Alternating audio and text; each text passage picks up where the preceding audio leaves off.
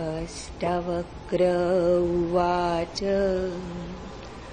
अकर्तृत्वम् अभोक्तृत्वम् स्वात्मनः मन्यते यदा तदा क्षीणा भवन्ति एव समस्ता चित्तवृत्तयः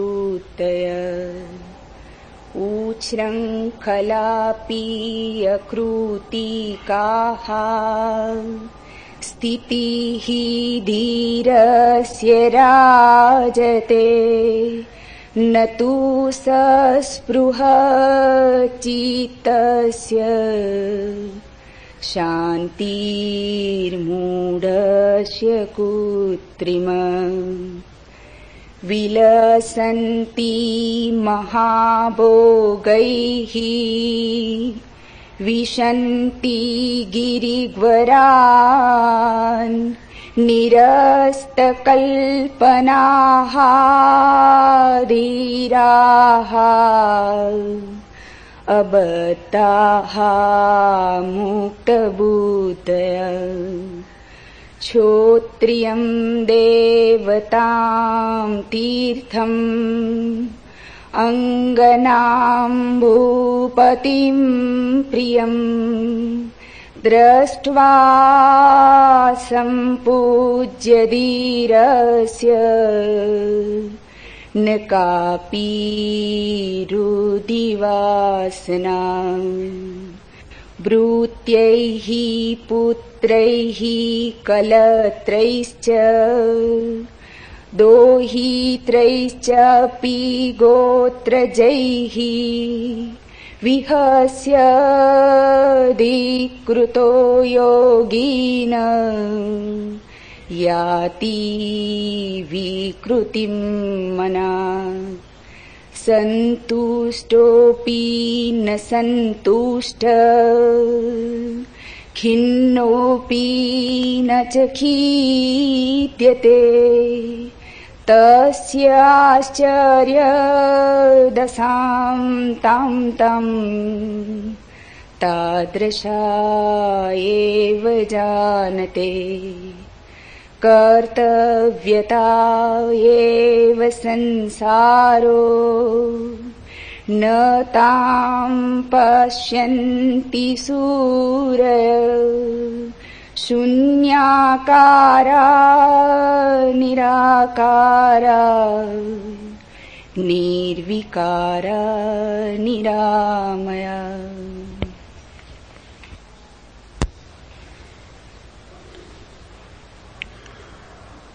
एक पुरानी चीनी कथा है। जंगल में कोई लकड़हारा लकड़ियां काटता था। अचानक देखा कि उसके पीछे आकर खड़ा हो गया है एक बारहसिंगा, सुंदर, अति स्वस्थ। लकड़हारे ने अपनी कुल्हाड़ी उसके सिर पर मार दी। बारहसिंगा मर गया। तब लकड़हारा डरा,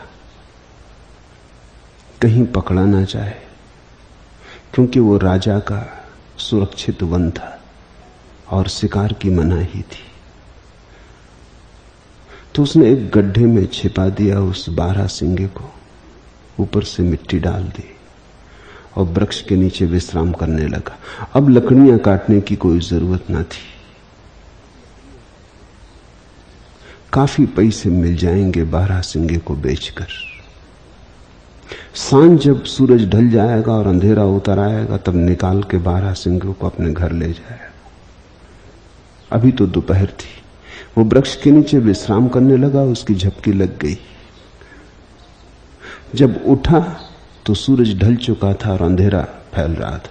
बहुत खोजा, लेकिन वो गड्ढा मिला नहीं जहां बारहसिंगे को गड़ा दिया था। तब उसे संदेह होने लगा कि हो न हो मैंने स्वप्न में देखा है, कहीं ऐसे बारहसिंगे पीछे आके खड़े होते, आदमी को देख के भाग जाते, मीलों दूर से भाग जाते। जरूर मैंने स्वप्न में देखा है और मैं व्यर्थ ही परेशान हो रहा हूं। हंसता हुआ, अपने पर ही हंसता हुआ घर की तरफ वापस लौटने लगा। ये भी खूब मूढ़ता हुई। राह में एक दूसरा आदमी मिला तो उसने अपनी कथा उससे कही कि ऐसा मैंने स्वप्न में देखा। और फिर मैं पागल उस गड्ढे को खोजने लगा। उस दूसरे आदमी को हुआ हो ना हो, इस आदमी ने वस्तुतः बारहसिंगा मारा है। लकड़हारा तो घर चला गया, वो आदमी जंगल में खोजने गया और उसने बारहसिंगा खोज लिया।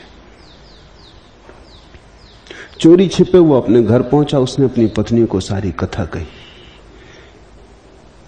कि ऐसा लकड़हारे ने मुझे कहा, और उसने ये भी कहा कि स्वप्न देखा है। अब मैं कैसे मानूं कि स्वप्न देखा है? स्वप्न कहीं सच होते? ये बारहसिंगा सामने मौजूद है तो स्वप्न नहीं देखा होगा, सच में ही हुआ होगा। लेकिन पत्नी ने कहा तुम पागल हो, तुम दोपहर को सोए तो नहीं थे जंगल में? उसने कहा मैं सोया था, झपकी ली थी। तो उसने कहा तुमने हो ना हो लकड़हारे का सपना देखा है, और सपने में लकड़हारा तुम्हें दिखाई पड़ा। तो वो आदमी कहने लगा अगर लकड़हारा सपने में देखा है तो ये बारहसिंगा तो मौजूद है ना। तो उसकी स्त्री ने कहा ज्ञानी कहते हैं सपने में और सत्य में फर्क कहां, सपने भी सच होते हैं और जिसको हम सच कहते हैं वो भी झूठ होता है। हो गया होगा सपना सच। निश्चिंत हो गया वो आदमी। अपराध का एक भाव था कि लकड़हारे को धोखा दिया, वो भी चला गया। रात लकड़हारे ने एक सपना देखा कि उस आदमी ने जंगल में जाके खोज लिया गड्ढा और वो बारहसिंगा को घर ले गया। वो आधी रात उठ के उसके घर पहुंच गया। दरवाजा खड़खड़ाया, दरवाजा खोला तो बारहसिंगा आंगन में पड़ा था। तो उसने कहा ये तो बड़ा धोखा दिया तुमने। मैंने सपना देखा, तुम्हें निकालते देखा और बारहसिंगा तुम्हारे द्वार पर पड़ा है। ऐसी बेईमानी तो नहीं करनी थी। मुकदमा अदालत में गया। मजिस्ट्रेट बड़ा मुश्किल में पड़ा। मजिस्ट्रेट ने कहा ये बड़ी उलझन की बात है। लकड़हारा सोचता है कि उसने सपना देखा था, तुम्हारी पत्नी कहती कि तुमने सपना देखा कि लकड़हारा देखा था। अब लकड़हारा कहता है कि सपने में उसने देखा कि तुम बारहसिंगा ले आए। जो हो इस पंचायत में मैं न पढ़ूंगा, ये कानून के भीतर आता भी नहीं सपनों का निर्णय। एक बात सच है कि बारहसिंगा है, सो आधा आधा तुम बांट लो। ये फाइल राजा के पास पहुंची दस्तखत के लिए, स्वीकृति के लिए। राजा खूब हंसने लगा। उसने कहा ये भी खूब रही। मालूम होता है इस न्यायाधीश का दिमाग फिर गया, इसने ये पूरा मुकदमा सपने में देखा है। उसने अपने वजीर को बुला के कहा कि इसको सुलझाना पड़ेगा। वजीर ने कहा देखिए, ज्ञानी कहते हैं जिसको हम सच कहते हैं वो सपना है, और अब तक कोई पक्का नहीं कर पाया कि क्या सपना है और क्या सच है। और जो जानते थे प्राचीन पुरुष लाओसे जैसे, वे अब मौजूद नहीं दुर्भाग्य से, जो तय कर सकें कि क्या सपना और क्या सच। ये हमारी सामर्थ्य के बाहर है। न्यायाधीश ने जो निर्णय दिया आप चुपचाप स्वीकृति दे दें, इस उलझन में पड़े मत, क्योंकि केवल ज्ञानी पुरुष ही तय कर सकते हैं कि क्या सच है और क्या सपना है। मैं तुमसे कहना चाहता हूं, ज्ञानी पुरुष ही तय कर सकते हैं कि क्या सपना है और क्या सच है। लेकिन हम क्यों नहीं तय कर पाते? हम चूकते क्यों चले जाते हैं? हम चूकते चले जाते हैं क्योंकि हम सोचते हैं जो देखा उसमें ही तय करना है। जो देखा उसमें क्या सच और जो देखा उसमें क्या झूठ। दिन में देखा वो सच हम कहते हैं, रात जो देखा वो झूठ। जाग कर जो देखा वो सच, सोकर जो देखा वो झूठ। आंख खुली रख के जो देखा वो सच, आंख बंद रख के देखा जो झूठ। सबके साथ जो देखा सच, अकेले में जो देखा वो झूठ। लेकिन हम एक बात कभी नहीं सोचते कि हम देखे और देखे में ही तौल करते रहते। ज्ञानी कहते हैं जिसने देखा वह सच, जो देखा वह सब झूठ। जाग के देखा कि सो के देखा, अकेले में देखा कि भीड़ में देखा, आंख खुली थी कि आंख बंद थी, जो भी देखा वह सब झूठ। देखा देखा सो झूठ। जिसने देखा बस वही सच। दृष्टा सत्य और दृश्य झूठ। दो दृश्यों में तय नहीं करना है कि क्या सच और क्या झूठ।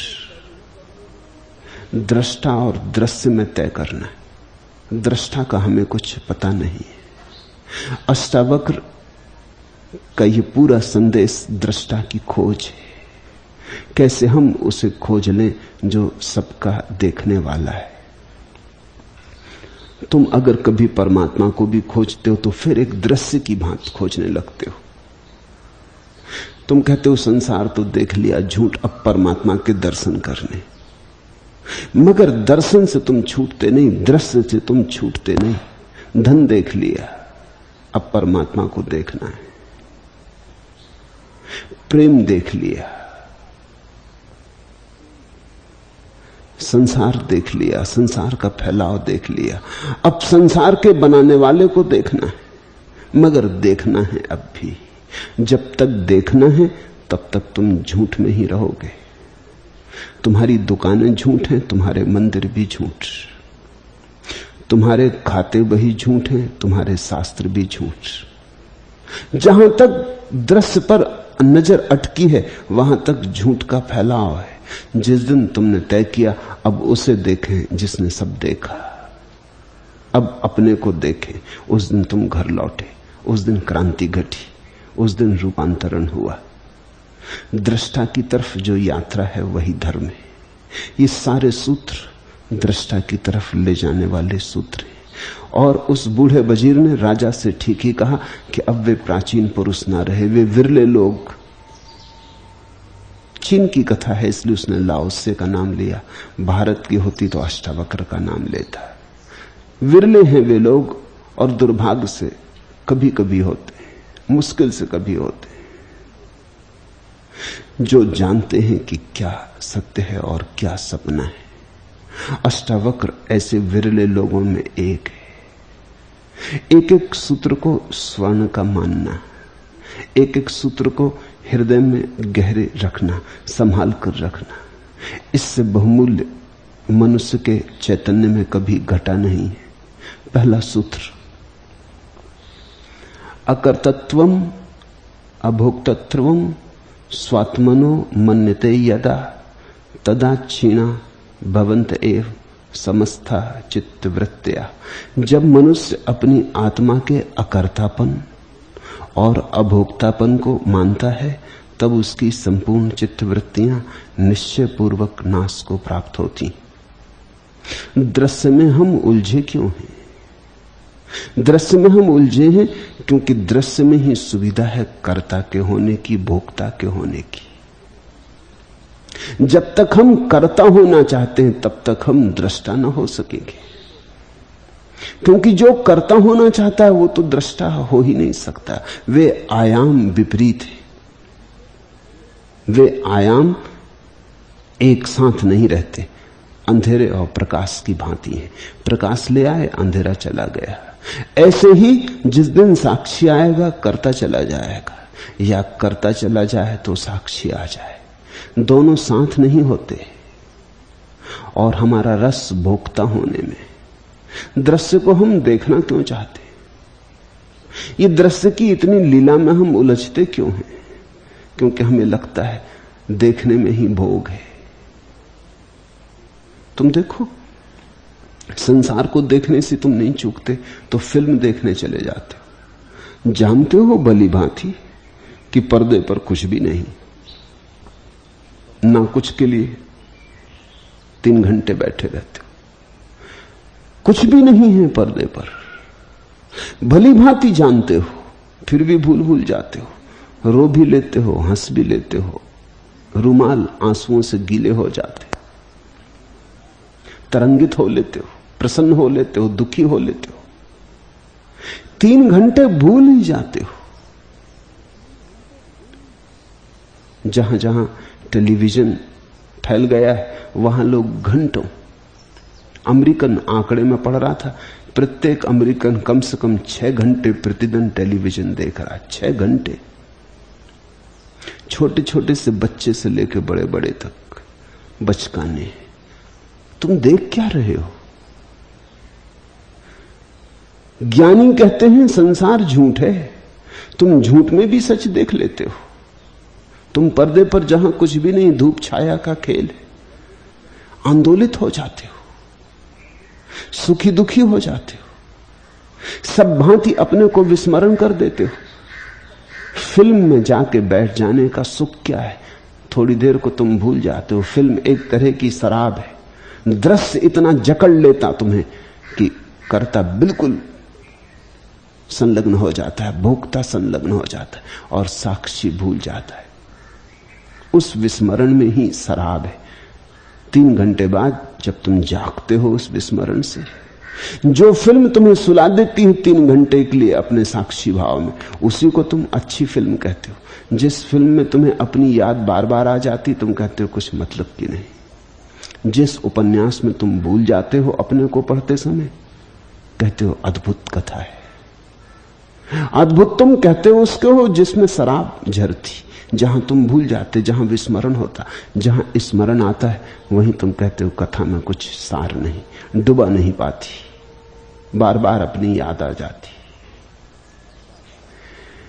जब मनुष्य अपनी आत्मा के अकर्तापन और अभोक्तापन को मानता है, तब उसकी संपूर्ण चित्तवृत्तियां निश्चयपूर्वक नाश को प्राप्त होती।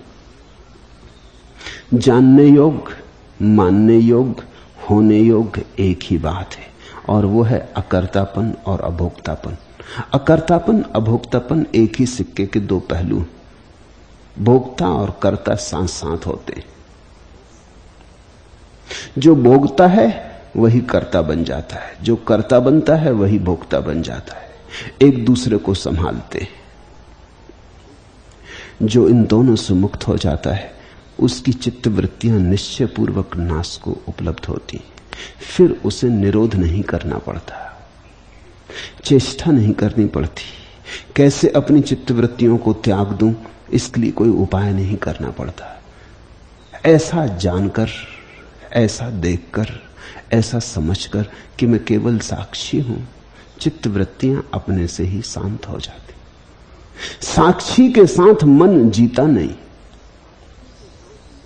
साक्षी के साथ मन की तरंगें खो जाती, और मन की तरंगों का खो जाना ही तो फिर परमात्मा की तरंगों का उठना है। जहां तुम्हारा मन गया वहीं प्रभु आया। इधर तुम विदा हुए, उधर प्रभु का पदार्पण हुआ।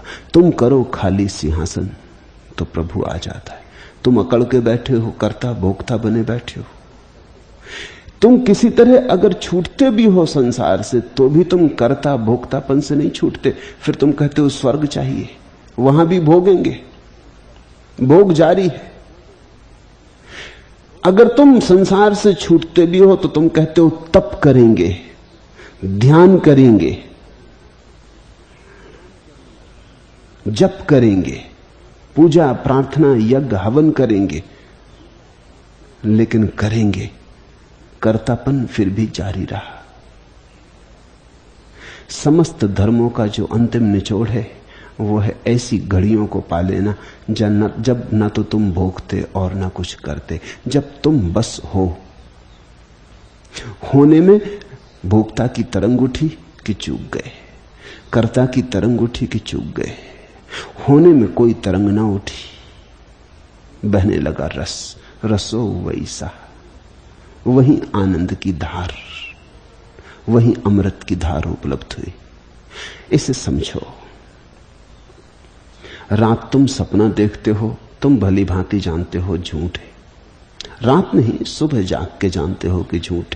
रात जान लो तो तुम प्रबुद्ध पुरुष हो जाओ, बुद्ध हो जाओ। रात तो तुम फिर भूल जाते हो।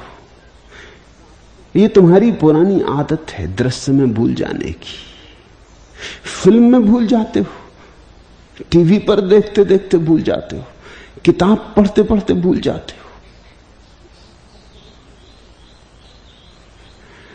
रात सपना देखते हो, अपनी ही कल्पना का जाल, वहां भूल जाते हो और लगता है सब सच है, सब ठीक है। बिल्कुल असंगत बातें भी ठीक लगती हैं, जो जरा भी संभव नहीं है वो भी ठीक लगता है।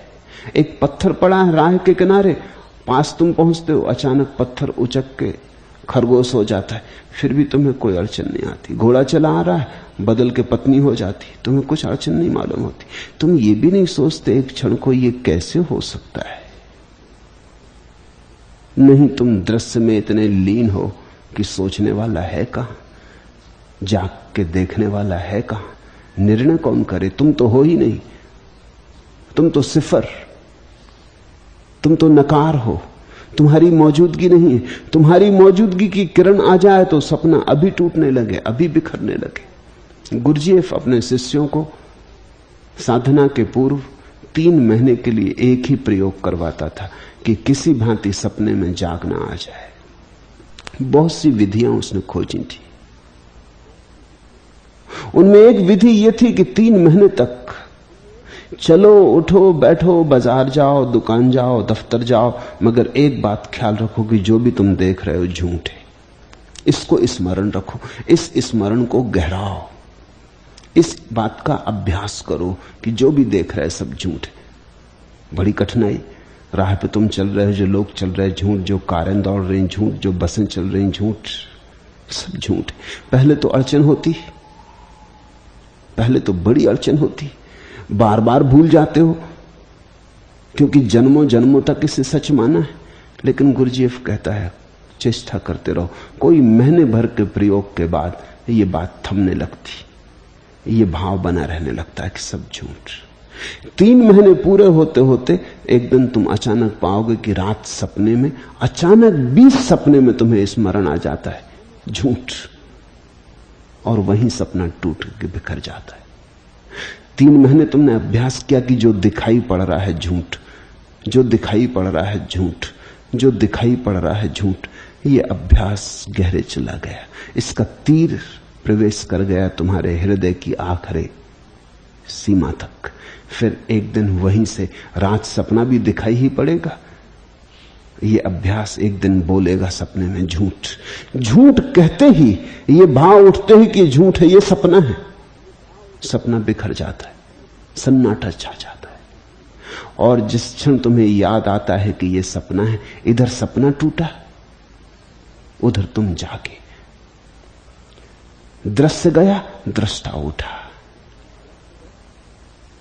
और जिस दिन तुम सपने में जान लोगे कि ये झूठ है, सपना झूठ है, दृश्य झूठ है, दृश्य सच है, उस दिन तुम सुबह जाग के पाओगे अब अभ्यास की जरूरत न रही। अब तो जो दिखाई पड़ता है वह झूठ है। झूठ का यह अर्थ नहीं है कि नहीं है, झूठ का इतना ही अर्थ है आभास है। झूठ का इतना ही अर्थ है शाश्वत नहीं है, क्षणभंगुर है, पानी का बबूला है। पानी पे बबूले उठते हैं, झूठ तो नहीं है, है तो, लेकिन झूठ इस अर्थ में है टिकेंगे नहीं, अभी उठे अभी गए। क्षणभंगुर है, आई लहर गई लहर, टिकती नहीं, स्थिर नहीं है, स्थिरता नहीं है। कल नहीं थी, आज है, कल फिर नहीं हो जाएगी। इस परिभाषा को याद रखना पूर्व की सत्य की यह परिभाषा है, जो सदा रहे वह सत्य, जो सतत रहे वही सत्य। सतत का निचोड़ ही सत्य।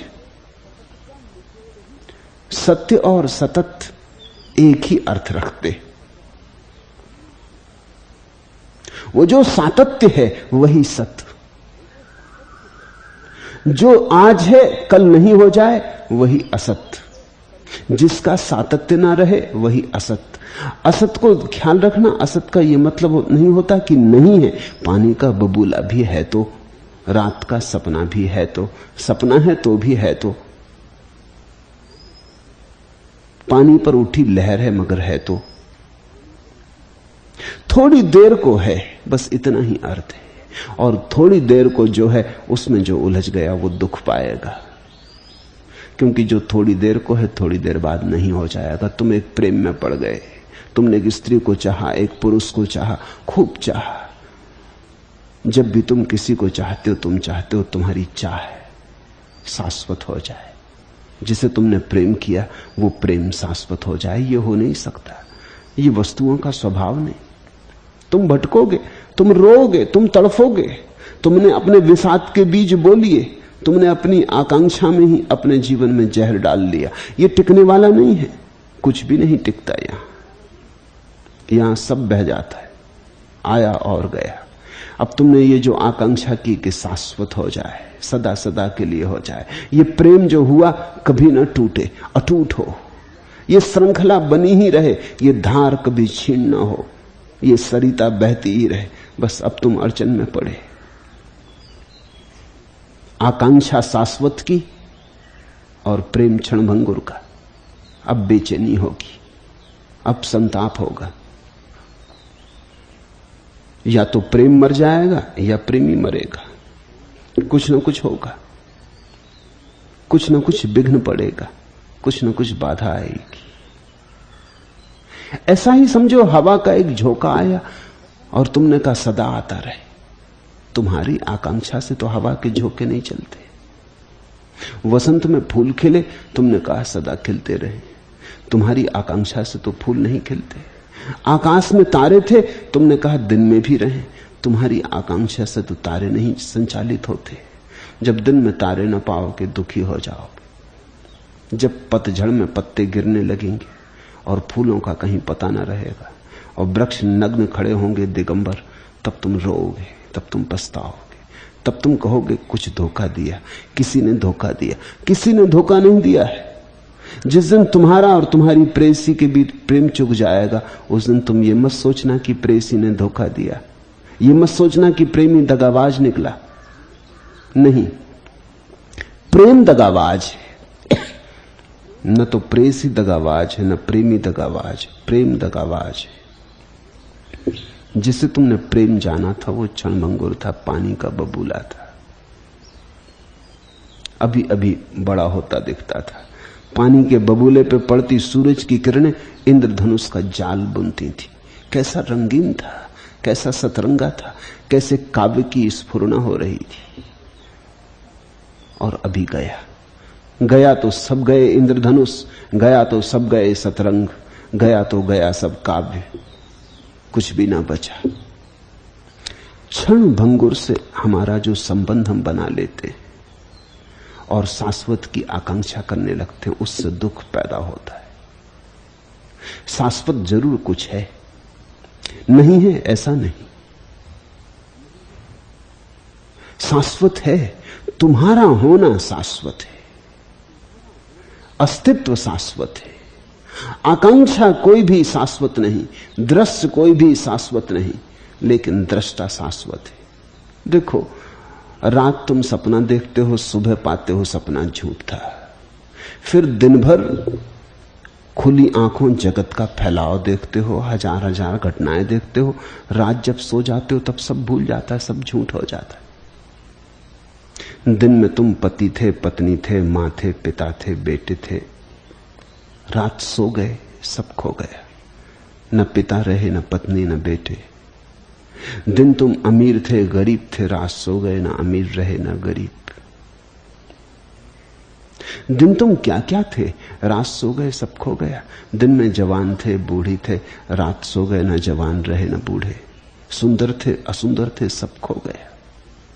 सफल असफल सब खो गया। रात ने दिन को पहुंच दिया। जैसे सुबह रात को पहुंच देता है, वैसे ही रात दिन को पहुंच देती। जैसे दिन के उगते ही रात सपना हो जाती है, वैसे ही रात के आते ही दिन भी तो सपना हो जाता है। इसे जरा गौर से देखो। दोनों ही तो भूल जाते, दोनों ही तो मिट जाते, लेकिन एक बना रहता। रात जो सपना देखता है वही दिन जागृति में दिन का फैलाव देखता है। देखने वाला नहीं मिटता। रात सपने में भी मौजूद होता है। कभी कभी सपना भी खो जाता है और इतनी गहरी तंद्रा, इतनी गहरी निद्रा होती कि स्वप्न नहीं होते, सुसुप्ति होती, स्वप्न शून्य, तब भी दृष्टा होता है। सुबह तुमने कभी कभी उठकर कहा है, रात ऐसे गहरे सोए, ऐसे गहरे सोए कि सपने की भी खलल ना थी।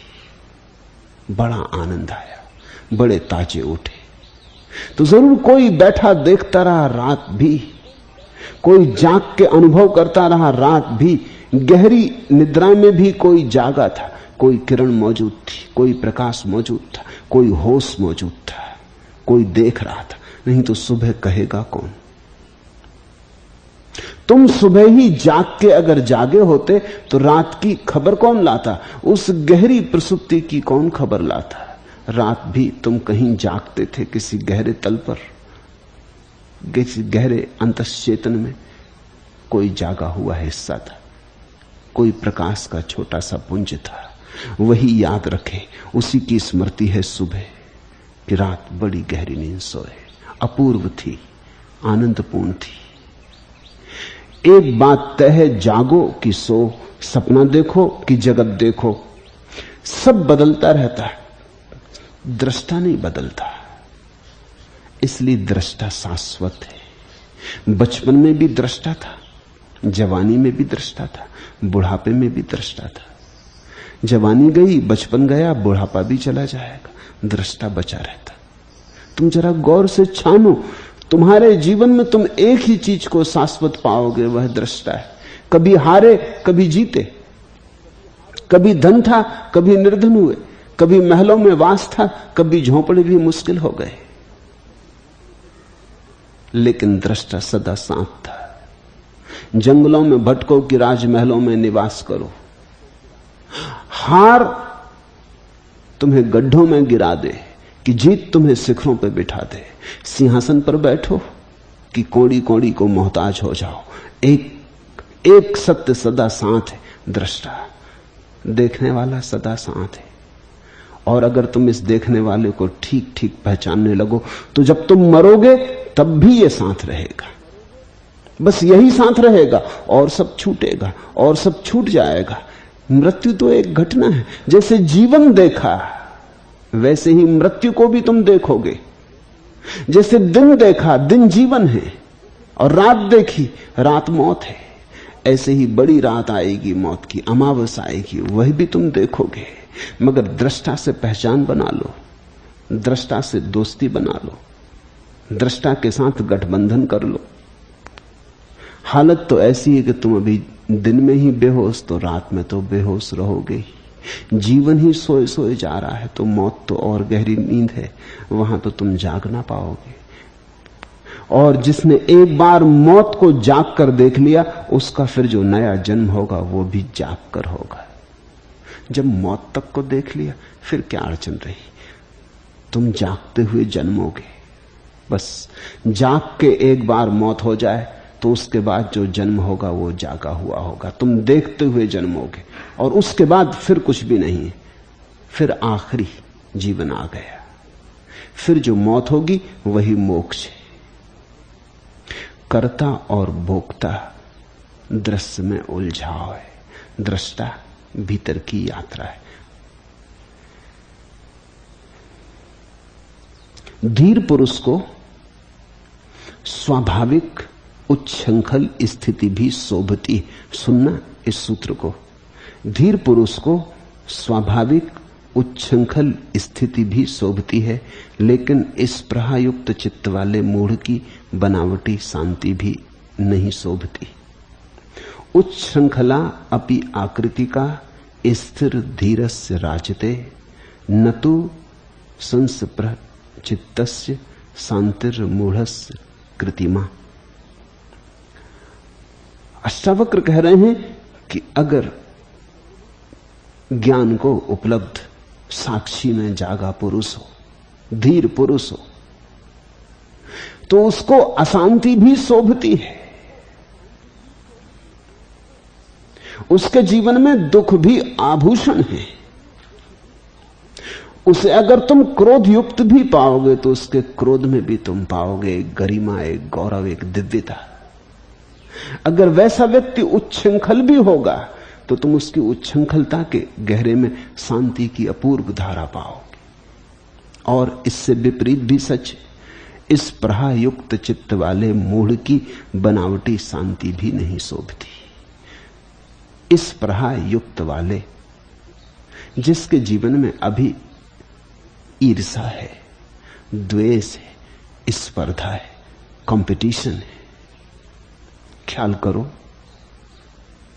दृष्टा होने में तो कोई स्पर्धा नहीं हो सकती, क्योंकि मैं दृष्टा हो जाऊं तो तुमसे कुछ छीनता नहीं,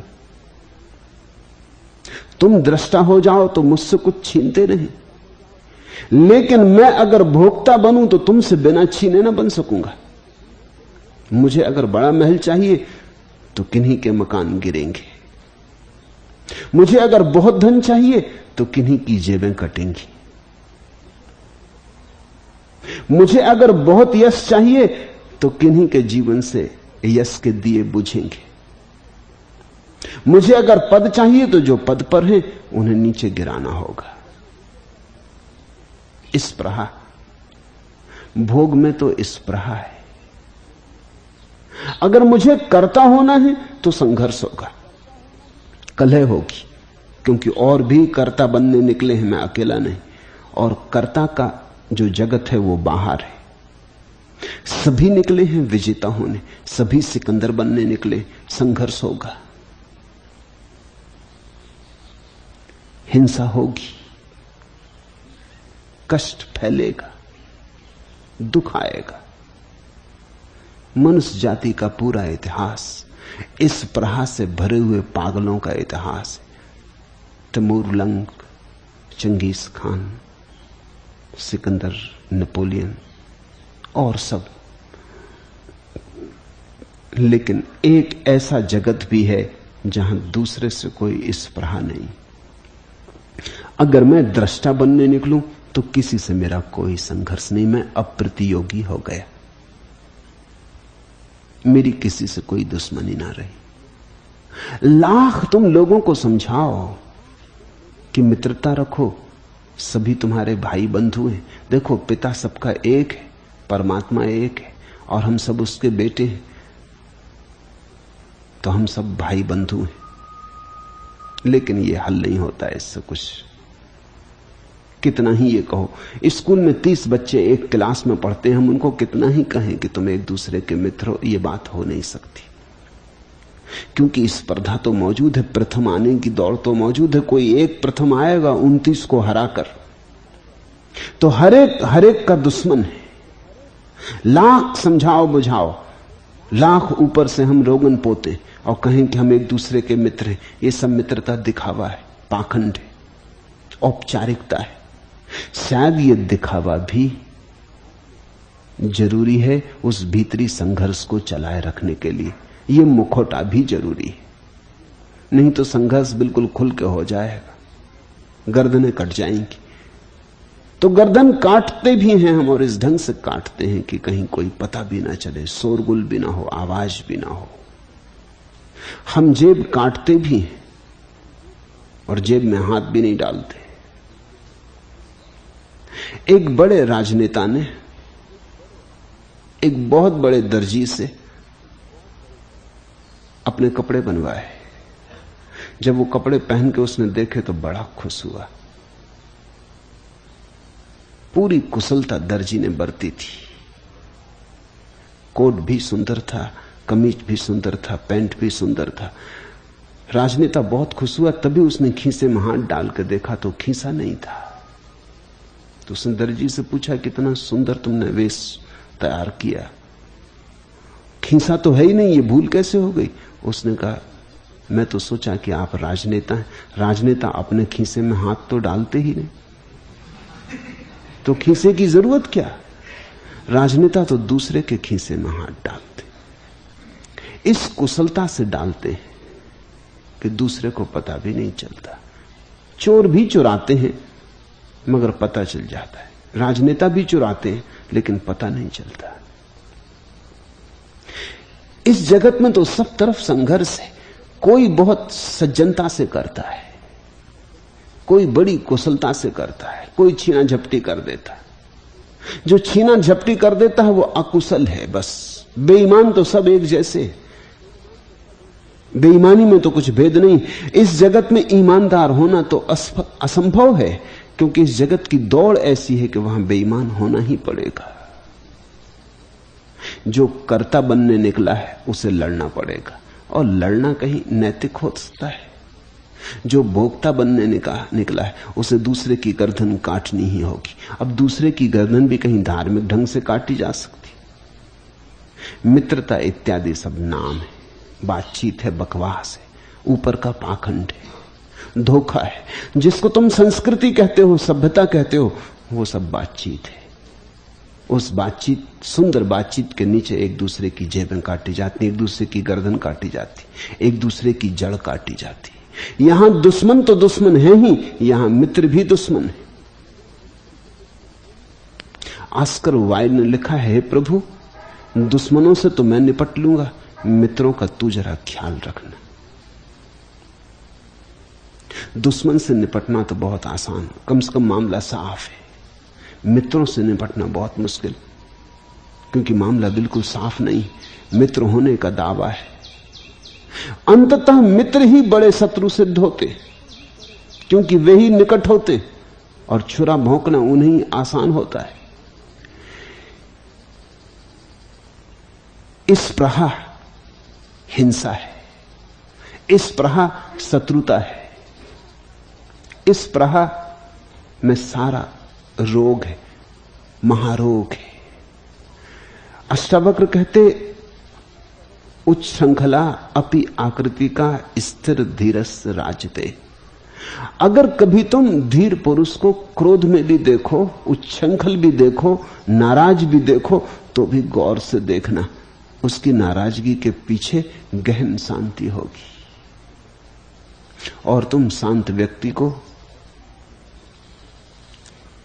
अगर इस तरह से भरा हुआ देखो तो उसकी शांति ऊपर ऊपर होगी और भीतर गहन अशांति का तूफान अंधड़ चलता होगा। रोजे के दिन थे और मुल्ला नसरुद्दीन ने अपने 3 मित्रों के साथ एक दिन मौन से बैठने का निर्णय किया। दिन भर मौन रखना है। बैठे ही थे मौन से, आधा घड़ी भी ना गुजरी थी कि एक व्यक्ति थोड़ा बेचैन सा होने लगा और एकदम से बोला कि पता नहीं मैं घर में ताला लगा पाया कि नहीं। दूसरे ने कहा, नालायक, बोल के सब खराब कर दिया, टूट गया व्रत। तीसरे ने कहा, किसको समझा रहे, तुम भी बोल गए। मुल्ला नसरुद्दीन ने कहा कि हम ही भले, अभी तक नहीं बोले।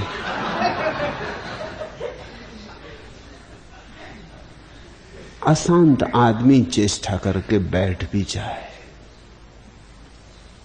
तो भी कुछ फर्क तो नहीं पड़ता। अशांत तो अशांत है, ऊपर ऊपर से थोप भी ले तो कुछ अंतर नहीं आता। सच तो यह है, अगर तुम अशांत हो तो जब तुम शांत बैठोगे तब तुम्हारी अशांति जितनी प्रकट होगी उतनी कभी भी प्रकट नहीं होगी, क्योंकि उस वक्त तो अशांति ही अशांति बचेगी। एक झीनी सी परत तुम ऊपर से ओढ़ लोगे, एक चादर, और भीतर तो अंधड़ चल रहे होंगे। जीवन के कामों में उलझे रहते हो तब उतने अंधड़ चलते भी नहीं, क्योंकि ऊर्जा कामों में उलझी रहती। शांत होकर बैठ गए तो ऊर्जा का क्या होगा, शक्ति का क्या होगा। जो दुकान में लगी, लड़ने में लगी, मारने में लगी थी, वो सब खाली पड़ी, वो एकदम भीतर घुमड़ने लगेगी। वो सारी भाप तुम्हारे भीतर इकट्ठी होने लगेगी, तुम्हारी केतली शोरगुल करने लगेगी, फूटने का क्षण करीब आने लगेगा। अक्सर ऐसा होता है, जब लोग ध्यान करने बैठते हैं तब उन्हें अशांति का पता चलता। मेरे पास लोग आके कहते हैं कि जब हम ध्यान के लिए नहीं बैठते तब सब ठीक रहता, जब ध्यान के लिए बैठते हैं हजार हजार सवाल उठते, हजारों विचार उठते, न मालूम कहां कहां के वर्षों पहले की यादें आती, जिनको हम सोचते हैं भूल ही चुके थे वो अभी ताजे मालूम पड़ते। जो घाव हम सोचते हैं भर चुके थे वो फिर खुल जाते। ये क्या ध्यान हुआ, ये कैसा ध्यान है? लेकिन कारण है, साधारणता तुम व्यस्त रहते हो, तुम्हें अपने भीतर झांकने का मौका भी नहीं मिलता। अगर तुम घड़ी भर को शांत होकर बैठ जाओ तो भीतर का सारा रोग साक्षात्कार होने लगता है, सामने आ जाता है। सारा ज्वर, सारी मवाद भीतर बहती हुई दिखाई पड़ने लगती। धीर पुरुष को स्वाभाविक उच्छृंखल स्थिति भी शोभती है। ख्याल करना इस वचन का। स्वाभाविक। मैंने तुम्हें पीछे कहा, चादविक ने लिखा है कि रमन को कभी उसने नाराज ना देखा था, लेकिन एक दिन एक पंडित आया और उनसे ऐसे ऐसे प्रश्न पूछने लगा और उन्होंने उसे बहुत समझा समझा के कहा, लेकिन वो माने ही नहीं। वो शास्त्रों के उद्धरण दे और विवाद के लिए बिल्कुल तत्पर खड़ा।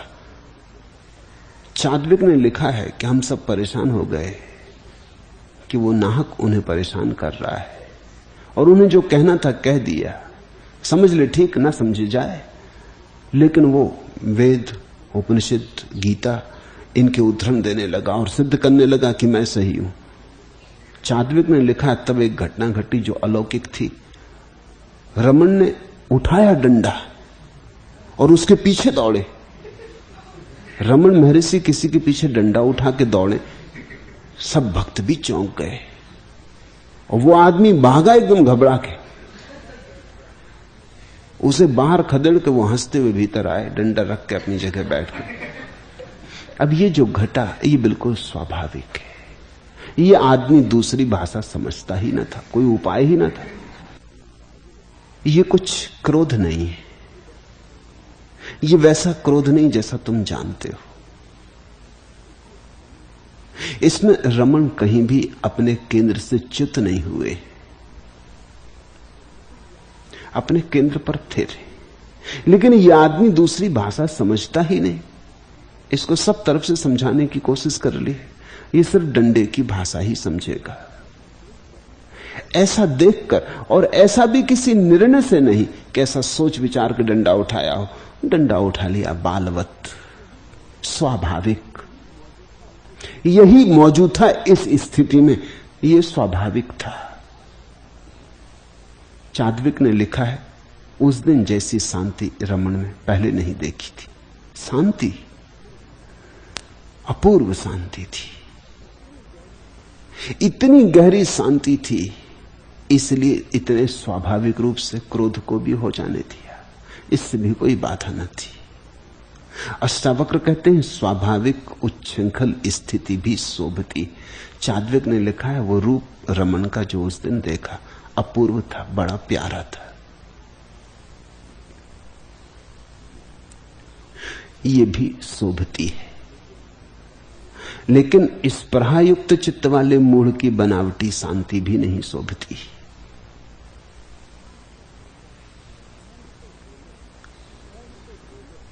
मूढ़ तो बोले तो मुश्किल में पड़े, न बोले तो मुश्किल में पड़े। मैंने सुना है, लाला करोड़ी मल की छोटी सी दुकान थी। एक बार दुकान में से 10 रुपए का नोट कम हो गया, तो उन्होंने अपने नौकर ननकू से कहा, आज सुबह से शाम तक दुकान में कोई कौवा भी नहीं आया।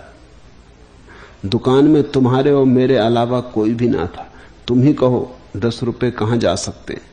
ननकू ने तपाक से अपनी जेब से 5 रुपए निकाल कर देते हुए कहा, हुजूर ये लीजिए मेरा हिस्सा, मैं आपकी इज्जत खराब नहीं करना चाहता। मूढ़ बोले तो फंसे, ना बोले तो फंसे। मूढ़ फंसा ही हुआ है, कुछ भी करे, हर जगह उसकी मूढ़ता का दर्शन हो जाए। इसलिए असली सवाल शांत बैठने न बैठने का नहीं, असली सवाल मूढ़ता को तोड़ने का है। असली सवाल जागने का है, अमूर्छा को लाने का है। ध्यान तप जब काम ना आएंगे, क्योंकि मूढ़ जब भी करेगा तो मूढ़ता ही प्रकट होगी, तब भी करेगा तो मूढ़ता ही प्रकट होगी। तुम्हारे भीतर जो है वही तो प्रकट होगा। तुम कुछ भी करो, इससे कुछ फर्क नहीं पड़ता, जब तक कि भीतर के केंद्र पर ही क्रांति घटित ना हो। इसलिए अष्टावक्र कहते, ऊपर की व्यर्थ बातों में मत उलझना, सारी शक्ति भीतर लगाओ, जागने में लगाओ।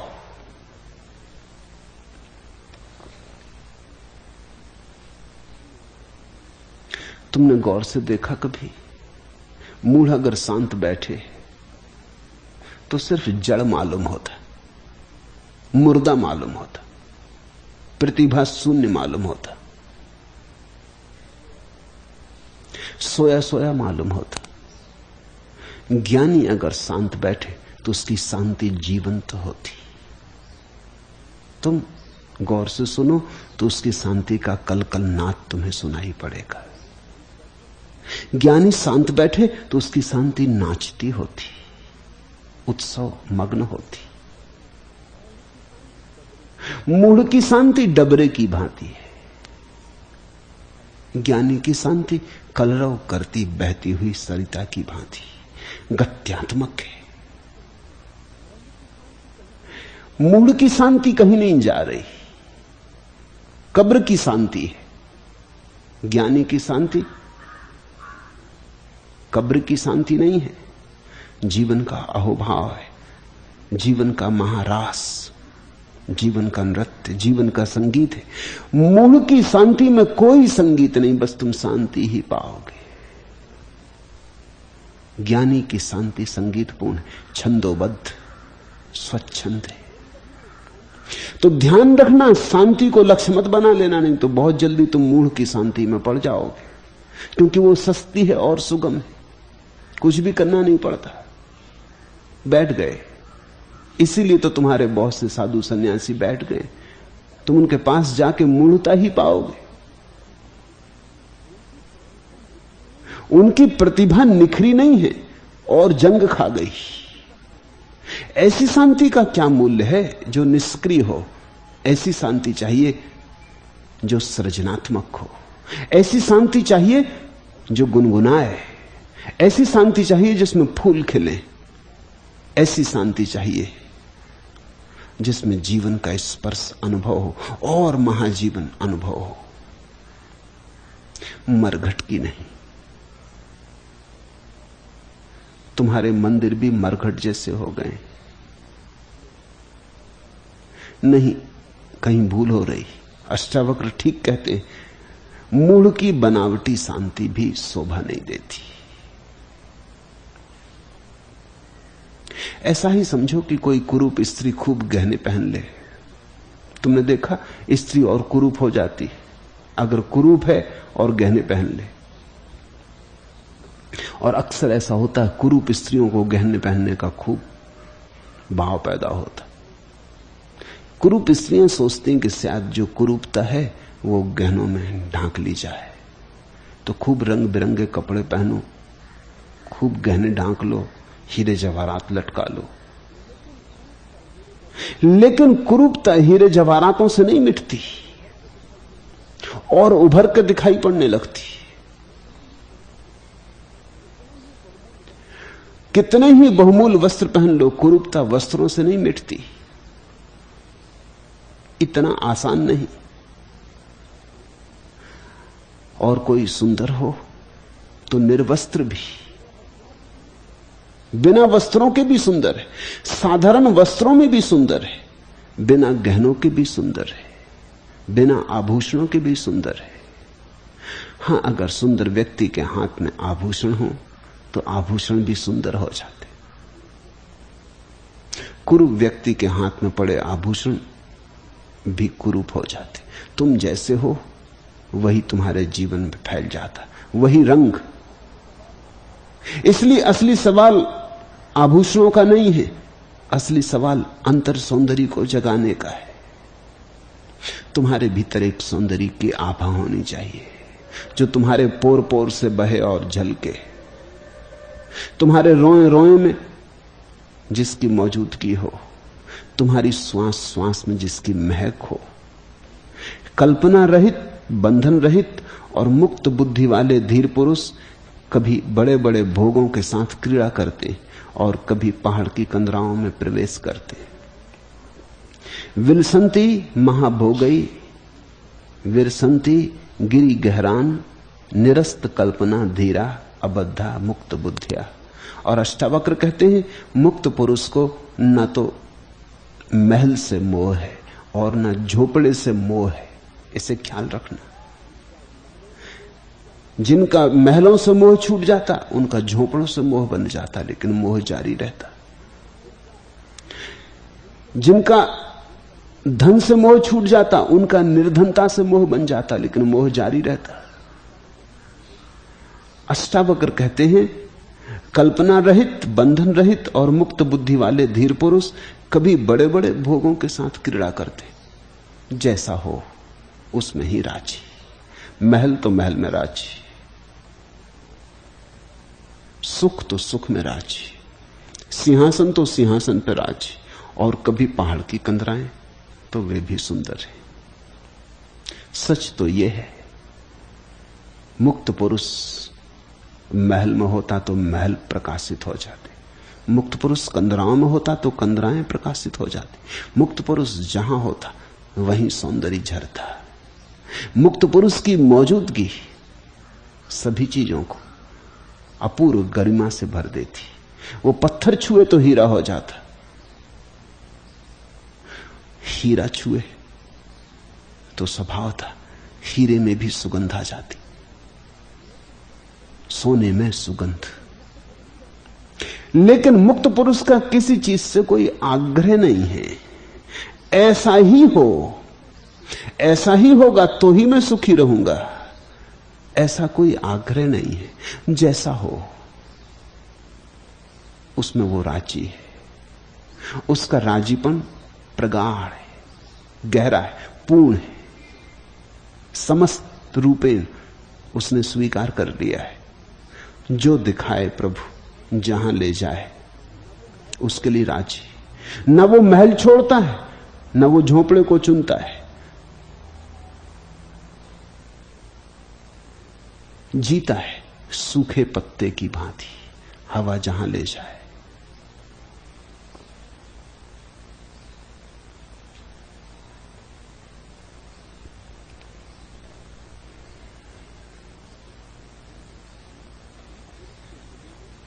धीर पुरुष के हृदय में पंडित देवता और तीर्थ का पूजन कर तथा स्त्री राजा और परिजन को देखकर कोई भी वासना नहीं होती। सोत्रियम देवताम तीर्थ मंगनाम भूपतिम प्रियम दृष्टवा संपूज्य धीरस्य न कापि हृदय वासना। धीर पुरुष के हृदय में पंडित देवता और तीर्थ का पूजन कर, तुम तो पूजन भी करते हो तो वहां भी वासना आ जाती। तुम्हारा तो पूजन भी कामना से दूषित हो जाता है, तुम्हारी तो पूजन में भी सुगंध नहीं रहती, वासना की दुर्गंध आ जाती। धीर पुरुष भी पूजन करता है, लेकिन उसकी पूजन और तुम्हारी पूजन में जमीन आसमान जितना फर्क है। धीर पुरुष भी कभी मंदिर जाता है, कभी मग्न होकर प्रतिमा के सामने नाचता है, कभी गंगा भी नहाता है, कभी तीर्थों की यात्रा भी करता है, लेकिन उसके मन में कोई वासना नहीं। मंदिर इसलिए नहीं जाता कि कुछ मांगना है, मंदिर भी परमात्मा का है। धीर पुरुष मंदिर भी जा सकता है, मस्जिद भी जा सकता है, गुरुद्वारा भी जा सकता है, गिरजा भी जा सकता है, सभी परमात्मा का है। धीर पुरुष जहां है वही मंदिर है। कोई मंदिर में ही सुख लेगा ऐसा भी नहीं, लेकिन मंदिर का कोई त्याग भी नहीं। कभी पूजा भी कर सकता है, क्योंकि पूजन का भी एक मजा है, पूजन का भी एक रस है, पूजन भी एक अहोभाव है। लेकिन ये सब है अहोभाव। एक धन्यवाद, तूने खूब दिया है, उसके लिए धन्यवाद। और तुझसे मांगने की कोई चाह नहीं, और की कोई वासना नहीं है। तुम जाते भी मंदिर, झुकते भी, तो भी तुम्हारे हृदय में कुछ वासना है, कुछ मिल जाए, तुम भिखारी की तरह ही जाते हो। धीर पुरुष हो गया सम्राट, नाचता है, जगत को तो बहुत कुछ देता ही है, परमात्मा को भी देता है, मांगता नहीं। परमात्मा को हाथों में भी स्वयं को डोल देता है, वहां भी नाच के थोड़ा नाच परमात्मा को दे आता है। पंडित देवता और तीर्थ का पूजन कर तथा स्त्री राजा और परिजन को देखकर कोई भी वासना नहीं होती। सुंदरतम स्त्री को देख लेता है तो भी वासना नहीं होती। क्या इसका यह अर्थ हुआ कि उसे सुंदर स्त्री में सौंदर्य दिखाई नहीं पड़ता? ऐसा लोग समझाते हैं, ऐसा तुम्हारे पंडित पुरोहित तुम्हें कहते हैं। बात गलत है। उसे सौंदर्य तो दिखाई पड़ता है, दिखाई पड़ेगा ही, उसको ही दिखाई पड़ेगा, तुम्हें क्या दिखाई पड़ेगा? तुम तो अंधे हो। जहां सौंदर्य होता उसे दिखाई पड़ता है, लेकिन वासना पैदा नहीं होती, वहां भी अहोभाव पैदा होता है। सुंदर स्त्री में भी प्रभु का ही दर्शन होता है, सुंदर पुरुष में भी प्रभु का ही दर्शन होता है। अगर कमल में देख के प्रभु का दर्शन होता है तो मनुष्यों के कमल जहां खिलते हैं उन्हें देखकर क्या घबराहट? घबराहट तो जिन्हें होती है वे खबर दे रहे हैं कि अभी वासना जगती है, जीती है। अभी वासना चुकी नहीं, अभी ईंधन जारी है, अभी घबराहट है। वे आंख फेर लेते, आंख बंद कर लेते। नहीं, धीर पुरुष सौंदर्य को देखेगा और हर सौंदर्य उसे उस परम सौंदर्य की याद दिलाएगा। हर सौंदर्य उस परम प्रकाश की ही एक किरण है। किसी स्त्री में नाची वो किरण, किसी बच्चे की आंखों में झलकी वो किरण, किसी झरने में गुनगुनाई वो किरण, लेकिन सब तरफ वही है। ये सूरज की ही धूप है सब तरफ। तुम्हें चाहे सूरज दिखाई ना भी पड़े, लेकिन जो भी धूप है ये सब सूरज की है। चाहे सूरज को सीधा देखना संभव भी ना हो, शायद परमात्मा को सीधा देखने में आंखें काम ना आए, शायद परमात्मा को सीधा देखना संभव ही नहीं है, क्योंकि हमारी आंखों की सीमा है। इसलिए हम प्रतिफलन में देखते, किसी स्त्री के चेहरे पर, किसी बच्चे की आंखों में, किसी वीणाकार के स्वर में, पक्षियों के कलरव में, सागर की चट्टानों से टकराती लहरों के शोरगुल में। ये सब प्रतिफलन है, ये सब उसी की गूंज अनुगूंज है। वो एक ही छाया है, इस अनेक में वही अनेक की तरह उतरा है। तो स्त्री, राजा और परिजन को देखकर कोई भी वासना नहीं होती। सम्राटों को देखकर भी धीर पुरुष आनंदित होता है, क्योंकि सम्राटों में भी उसी का साम्राज्य। वो जो सम्राट की चाल में गौरव है, गरिमा है, वो जो कुलीनता है, वो जो श्रेष्ठता है, वो जो आभिजात्य है, वो भी उसी का आभिजात्य है। वो जो सम्राट की आंखों में एक चमक है, वो भी उसी की चमक है। सब चमक उसकी है। इसलिए सम्राट को देखकर भी उसे ऐसा नहीं होता कि वासना पैदा होती हो कि मैं सम्राट हो जाऊं। वो तो सम्राट हो ही गया है, वो तो सम्राटों का सम्राट हो गया है, वो तो राजराजेश्वर है। लेकिन अब किसी सम्राट में भी वो देखता है तो याद करता है उसी का छोटा सा टुकड़ा, यहां भी उतरा, धूप थोड़ी सी यहां भी है, उसी की है। धूप का यह गुनगुना स्पर्श, चौकड़ी भरते किरण के इंगुरी छोने, फिर लगे तृण पालकी मृदु ओस की ढोने, परत कोहरे की हटा दुर्धर्ष, धूप का खोल वातायन, धुआते कक्ष में झांका, भोर ने फिर सूर्य नीला आकाश में टांका, सुर्ख मूंगे की तरह आकर्ष, धूप का यह गुनगुना स्पर्श। जहां भी धूप है वहां परमात्मा का ही गुनगुना स्पर्श है। परिजन को देखकर भी कोई वासना पैदा नहीं होती। जो अपने हैं वे तो अपने हैं ही, जो पराये हैं वे भी अपने हैं, क्योंकि वस्तुतः न तो कोई अपना है न कोई पराया है। यहां तो एक ही है। अपना कहो तो वही, पराया कहो तो वही, अपना न कहो तो वही, पराया न कहो तो वही। यहां तो एक ही है। यहां तो एक ही स्वा का विस्तार है, स्वा ही सर्व है। वासना कैसी? योगी नौकरों से, पुत्रों से, पत्नियों से, पोतों से और संबंधियों से हंसकर धिक्कारे जाने पर भी जरा भी विकार को प्राप्त नहीं होता है। भृत्यई पुत्रई कलेत्रस्य दोहित्रयी चा अपि गोत्रजयी विहस्य धिकृतो योगी न याति विकृतम मनाक। समझना, वह जो ज्ञानी पुरुष है अगर अपने नौकर भी उसका अपमान कर दे तो भी नाराज नहीं होता। क्यों नौकर को ही विशेष रूप से सूत्र में कहा है? क्योंकि नौकर अंतिम है जिससे तुम अपेक्षा करते हो कि तुम्हारा अपमान कर देगा। नौकर और तुम्हारा अपमान कर दे, नौकर तो तुम्हारा खरीदा हुआ है, स्तुति के लिए ही है, वो तुम्हारा निंदा कर दे, असंभव। वो हंस के धिक्कार कर दे, ये असंभव। तुम और सबका धिक्कार चाहे स्वीकार भी कर लो, अपने नौकर का धिक्कार तो स्वीकार न कर सकोगे।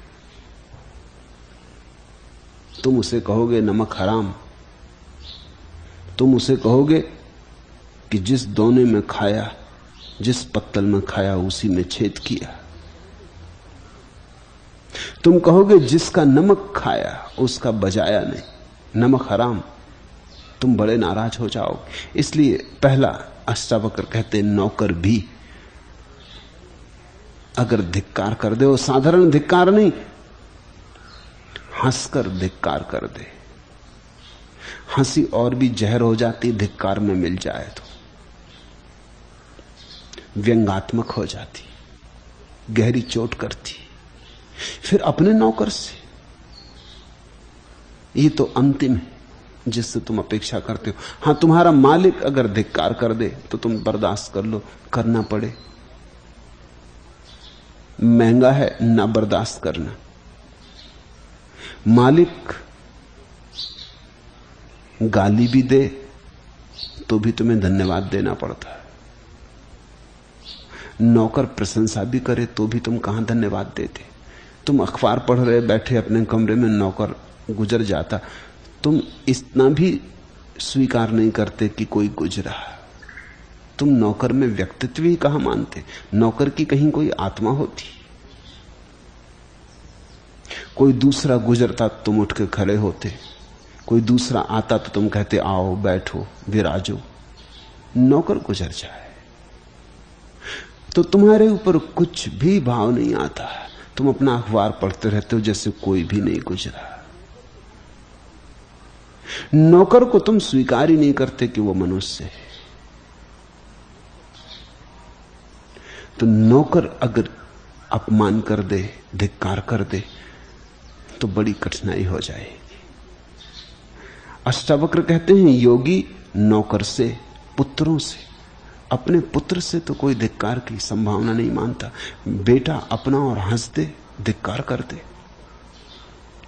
तुम सबको माफ कर सकते हो लेकिन अपने बेटे को तो ना कर सकोगे, क्योंकि बेटा तो तुम्हारा ही विस्तार है, तुम्हारा ही एक रूप। तुम ही पर हंस दे, ये तो जैसा अपना ही हाथ अपने को चांटा मारने लगे, तो तुम कैसे बर्दाश्त कर सकोगे? ये तो बहुत ज्यादा हो जाएगा। पत्नियों से, अष्टावक्र ने जब ये सूत्र कहे तब पत्नी आज जैसी तो नहीं थी, आधुनिक तो नहीं थी, पत्नी तो खरीदी हुई थी, स्त्री धन संपत्ति थी। ये सूत्र इतने पुराने हैं कि तब अगर कोई अपनी स्त्री को मार भी डालता था तो भी अपराध नहीं था। अपनी स्त्री मारी, किसी से कुछ प्रश्न ही नहीं है, अदालत का कोई सवाल नहीं। अब तुम अपने मकान को गिरा डालो, तुम अपने नोट में आग लगा दो, तुम्हारी मर्जी। तुमने अपनी पत्नी मार डाली, तुम जानो।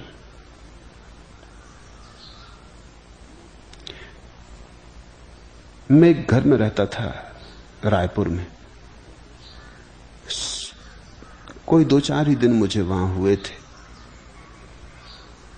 कि बगल में एक रात कोई 1 बजे मेरी नींद खुली, वो पति अपनी पत्नी को मार रहा है।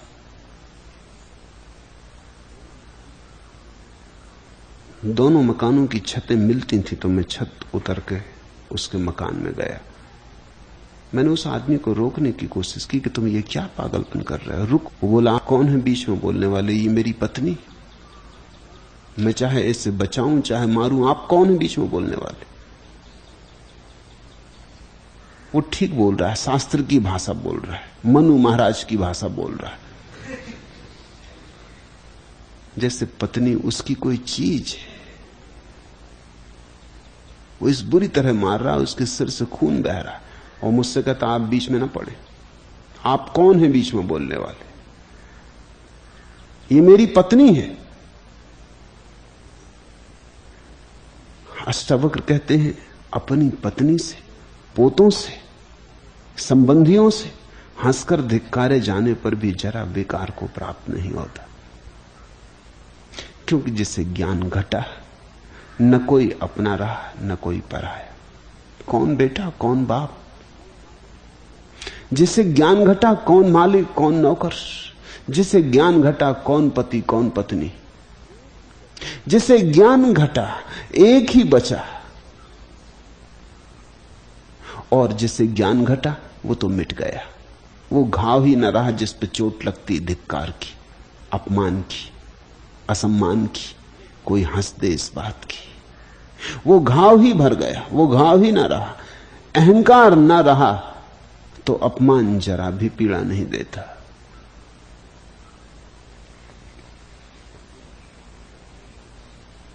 विहस्त धिक्रतो योगी न याति विकृतम मनाक। जरा भी किंचित भी अंतर नहीं पड़ता। मैं ही नहीं बचा तो तुम चोट कैसे करोगे? तुम जो चोट कर रहे हो वो व्यर्थ जा रही, खाली जा रही। वहां कोई है नहीं जो चोट को पकड़े, जिसमें चोट चुभे। धीर पुरुष संतुष्ट होकर भी नहीं संतुष्ट होता है, और दुखी होकर भी दुखी नहीं होता है। उसकी उस आश्चर्यमय दशा को वैसे ही ज्ञानी जानते। ये सूत्र बहुत अनूठा है, इसे समझने की कोशिश करें। संतुष्टो अपि न संतुष्टा, खिन्नो अपि न चा खिद्यते,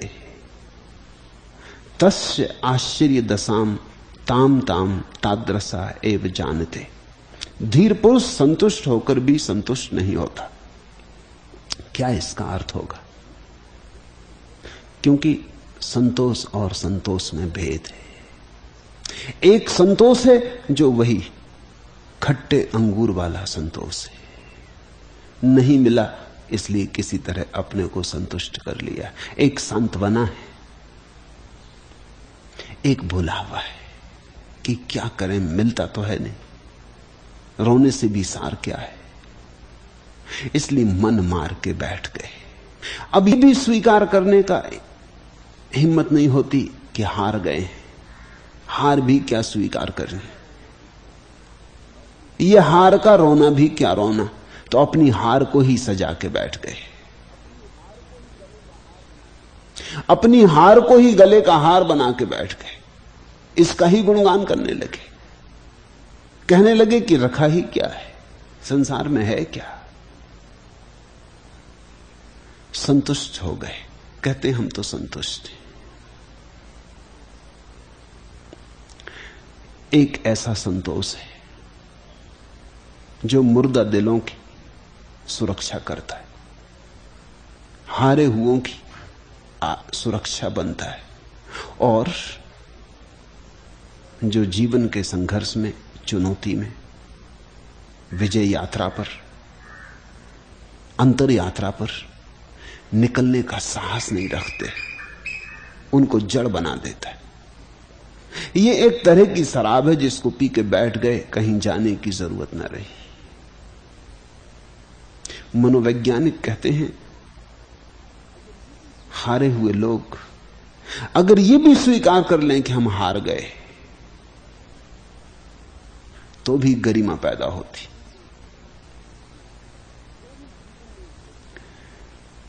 तो भी जीवन में एक गति आती, गत्यात्मकता। हार गए वो तो हार को भी लीप पोत के जीत जैसा दिखाना चाहते। एक ऐसा संतोष है।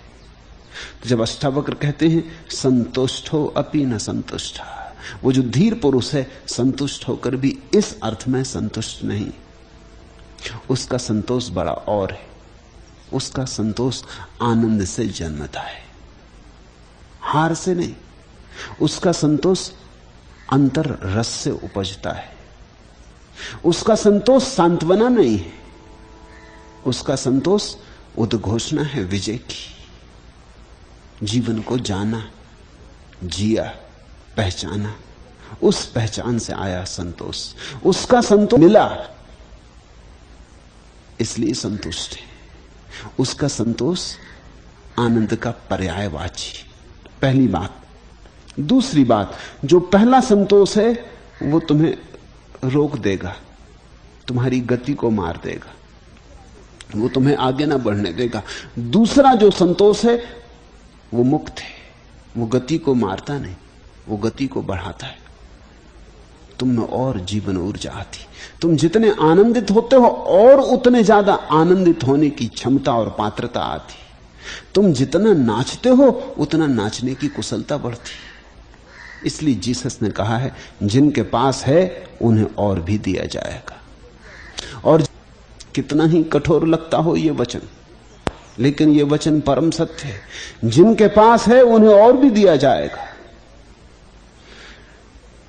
वे ही मालिक है, उन्हें और मिलेगा, उन्हें मिलता ही रहेगा। उनके मिलने का कोई अंत नहीं आता, उन्हें सदा मिलेगा, शाश्वत तक मिलेगा। कहीं कोई आखिरी घड़ी नहीं आती जहां उनके मिलने का द्वार बंद हो जाता हो। एक द्वार चुकता है, दूसरा खुलता है। एक पहाड़ पूरा चढ़े, दूसरा उत्तुंग शिखर सामने आ जाता है। तो एक तो संतोष है कि बैठ गए मार के मन कि अब कहां जाना है, हो गए संतुष्ट, नहीं है कुछ सार कहीं, समझा लिया अपने मन को, दबा ली पूंछ और बैठ गए। नहीं, ज्ञानी का संतोष ऐसा संतोष नहीं। संतुष्टो अपि न संतुष्टा, संतुष्ट होकर भी इस अर्थ में संतुष्ट नहीं। और एक अर्थ, एक तो संतोष है जो असंतोष के विपरीत है, और एक ऐसा संतोष है जो असंतोष के विपरीत नहीं। एक ऐसा संतोष है जो असंतोष से विपरीत है इस अर्थ में कि फिर तुम्हें जरा भी असंतुष्ट नहीं होने देता, लेकिन तब तो गति मर जाएगी। समझो, लोग तुम्हें समझाते हैं संतुष्ट हो जाओ, जैसे हो जहां हो जाओ, भीतर से संतुष्ट मत हो जाना। धन पद मर्यादा, इससे हो जाओ संतुष्ट, इसमें कुछ सार भी नहीं। रुक गए तो कुछ खोया नहीं, क्योंकि चलने वाले कुछ पाते नहीं। ठहर गए तो कुछ जाता नहीं, क्योंकि जो दौड़ते रहे वे कुछ पाते नहीं। इसमें संतुष्ट हो जाओ, लेकिन भीतर संतुष्ट मत हो जाना। भीतर तो और अनंत यात्रा है। शुरू तो है वहां, अंत नहीं है वहां, अनंत है यात्रा। भीतर तो और खोजना है। तो एक दिव्य असंतोष की आग भीतर जलती रहे। राजी मत हो जाना, क्योंकि परमात्मा इतना तक कि पूरे परमात्मा को न पालो, और पूरे को कभी कोई पाता है? पाता जाता है, पूरे को कोई कभी नहीं पाता। ये मंजिल ऐसी नहीं है कि कभी चुक जाए, और ये सौभाग्य है कि मंजिल चुकती नहीं तो फिर क्या करते? मंजिल चुक जाती, पा लिया पूरा परमात्मा, बंद कर दिया तिजोरी में, बैठ गए, फिर क्या करते? नहीं, ये चुकती नहीं। जितना तुम पाओगे उतना ही पाने को शेष मालूम पड़ेगा। तो जीसस के वचन में एक वचन और जोड़ देना चाहिए। जीसस कहते हैं जिसके पास है उसे मिलेगा और मिलेगा, और जिसके पास नहीं उनसे वह भी छीन लिया जाएगा जो उनके पास है। इसमें एक वचन और जोड़ देना चाहिए कि जिसके पास है उसे और मिलेगा, और जिससे परमात्मा कभी अशेष होता ही नहीं, सदा शेष है और शेष है और शेष है। उसका दूसरा कोई किनारा नहीं है। नाव छोड़ दी एक दफा सागर में तो सागर और सागर और सागर विराट होता चला जाता। जितनी तुम्हारी हिम्मत बढ़ती, जितनी तुम्हारी पात्रता बढ़ती, जितनी तुम्हारी योग्यता अर्जित होती, उतना ही सागर बड़ा होता चला जाता। संतुष्टो अपि न संतुष्टा। इसलिए ज्ञानी संतुष्ट होके भी संतुष्ट कहां?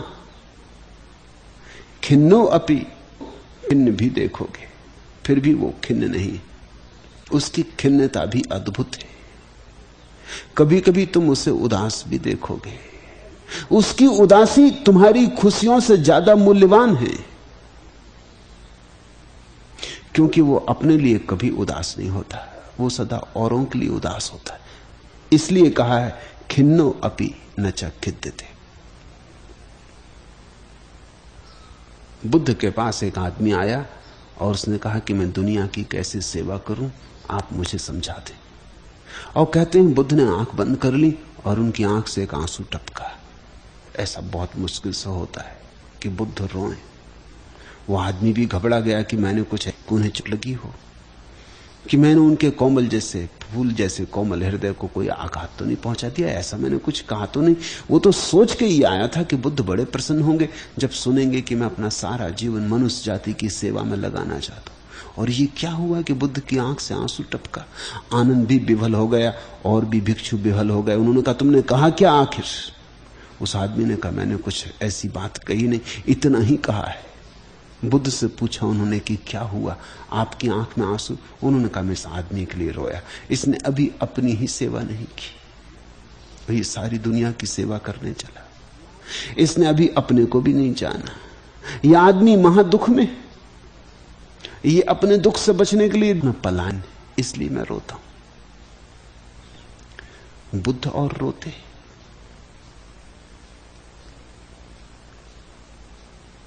खिन्नो अपि न च खिद्यते। ज्ञानी पुरुष अगर कभी उदास हो, दुखी हो, उसकी आंख में आंसू भी आ जाएं, तो जल्दी निष्कर्ष मत लेना, वो अपने लिए नहीं रोता। समझो, तुम तो जब भी रोते हो अपने लिए रोते हो।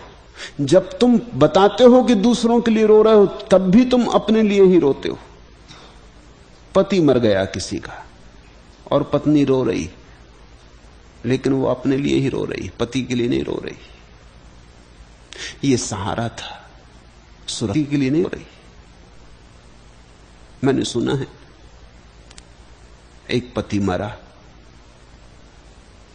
स्वभावतः घटना अमेरिका की है। इंश्योरेंस कंपनी का आदमी आया, उसने $1,00,000 का चेक पत्नी को दिया। पति का बीमा था। पत्नी ने कहा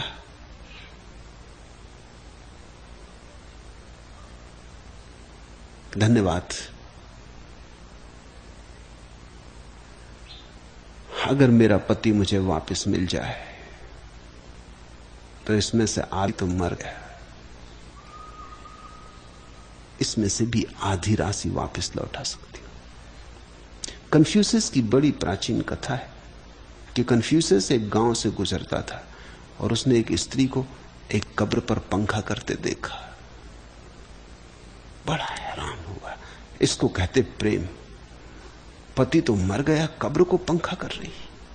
उसने पूछा कि देवी, सुना है मैंने पुराणों में कैसी देवियां हुई हैं, लेकिन अब होती हैं, सोचता नहीं था, लेकिन धन्य तेरे दर्शन हुए, चरण छू लेने दे। उसने कहा रोको, पहले पूछ तो लो कि क्यों पंखा हिला रही, क्यों हिला रही? कन्फ्यूशियस ने पूछा।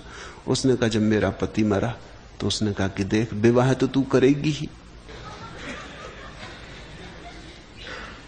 पंखा हिला रही, कब्र को सुखा रही, गीली कब्र। पति को वचन दे दिया। हम अपने लिए ही रोते, जब कोई मर जाता तब भी हम अपने लिए रोते। जब राह से किसी की कब्र गुजरती, राह से किसी की अर्थी गुजरती और तुम्हारे मन में एक धक्का लगता है, तुम कहते हो अरे कोई मर गया, तब तुम्हें याद आती अपने मरने की कि मुझे भी मरना होगा, जल्दी करो, जाने का वक्त आता होगा। ये अर्थी इसी की नहीं सजी, मेरी भी सजने के करीब है। तुम जब भी रोते हो अपने लिए रोते हो, क्रोधित हो जाए तो किसी और के हित के लिए। ज्ञानी पुरुष अगर कभी उदास भी हो तो ख्याल करना, जल्दी निर्णय मत ले लेना, उसकी उदासी उसकी करुणा का हिस्सा होती। धीर पुरुष संतुष्ट होकर भी संतुष्ट नहीं, दुखी होकर भी दुखी नहीं होता है। तो वो कितने ही दुख में तुम पाओ बुद्ध पुरुष को, वो दुखी नहीं है। उसके भीतर दुख का अब कोई वास ही ना रहा। अहंकार गया, उसी दिन अहंकार की छाया दुख भी गया। उसकी उस आश्चर्य में दशा को वैसे ही ज्ञानी जान सकते हैं। बड़ी कठिन बात है, लेकिन तुम कैसे पहचानोगे? तुम्हारी तो सब पहचान तुमसे ही निकलती, तुम ही तो कसौटी हो तुम्हारी। तुम हंसते हो, जैसा तुम सोचते हो वैसा किसी और को हंसते देखोगे, तब भी तुम वैसा ही सोचोगे। तुम अपने ही मापदंड से सोचते हो, तुम्हारा मापदंड तुम ही हो। इसलिए ज्ञानी पुरुष को तुम समझ नहीं पाते। अष्टावक्र ठीक कहते हैं, तस्य आश्चर्याम तस् आश्चर्य दशाम। ऐसे ज्ञानी पुरुष की बड़ी आश्चर्य में दशा है और तुम उसे समझ ना पाओगे, क्योंकि तुम्हारी वैसी दशा का कोई भी अनुभव नहीं है। ताम ताम तादरसा एव जानते, उसे तो वे ही जान सकते हैं जिन्होंने वैसी दशा का अनुभव किया हो। बुद्ध को बुद्ध जान सकते, जिनको जिन जान। परम दशा को जानने का और कोई उपाय नहीं जब तक कि वो परम दशा तुम्हारे भीतर न घट जाए। मेरे पास लोग आते हैं, वो कहते हैं हम कैसे सद्गुरु को पहचाने। बहुत मुश्किल, असंभव, तुम नहीं पहचान सकते, कोई उपाय नहीं। तुम जो भी उपाय करोगे वो गलत होगा। तुम्हारे पास तो एक ही उपाय है कि जहां तुम्हें लगे, अनुमान ही होगा तुम्हारा, कोई प्रमाण नहीं हो सकता। जहां तुम्हें लगे, जिसके पास तुम्हें लगे कि तुम्हारे जीवन में कुछ रसधार बहती, वहां रुक जाना, अनुभव करना। कुछ अनुभव बढ़ने लगे तो समझना कि ठीक जगह रुक गए, अनुभव ना बढ़े तो समझना कि कहीं और चलना पड़ेगा, कहीं और खोजना पड़ेगा। अब तक स्वाद ही नहीं है, तुम कैसे पहचानोगे? तुम जो भी तय कर लोगे वो गलत होगा। तुम अगर किसी ज्ञानी पुरुष को खिलखिला के हंसते देखो लोगे, तुम सोचोगे अरे ये कैसा ज्ञानी, ऐसे तो हम ही हंसते। तुम अगर किसी ज्ञानी पुरुष की आंख में आंसू टपकते देख लोगे, तुम कहोगे ये कैसा ज्ञानी, ऐसे तो हम रोते। तुम किसी ज्ञानी पुरुष को किसी भी अवस्था में देखोगे तो वे ही सारी अवस्थाएं अज्ञान में भी होती हैं, इसको ख्याल में रखना। ज्ञान में जो होता है वही सब अज्ञान में भी होता है। कारण अलग अलग होते हैं, तुम तौलो, कारण का तो तुम्हें कुछ पता नहीं, भूल हो जाएगी। इस झंझट में पड़ना ही मत। इसलिए मैं कहता हूं, तुम तो जहां तुम्हारा मन लग जाए, अनुमान जहां हो, अनुमान ही कहता हूं, जहां तुम्हें लगे कि हां कुछ यहां हो सकता है, ऐसी तुम्हें थोड़ी सी छाया प्रतीत मालूम हो, रुक जाना, कोशिश करना, हिम्मत करना, प्रयोग करना। अगर कुछ है वहां तो धीरे धीरे तुम्हारा जीवन रूपांतरित होने लगेगा। धीरे धीरे तुम्हारी नाव किनारे से छूटने लगेगी, बंधन कटने लगेंगे। धीरे धीरे आनंद की तरंगें उठने लगेंगी। धीरे धीरे एक नया लोक तुम्हारे भीतर अपने द्वार खोलने लगेगा। खुलने लगे द्वार तो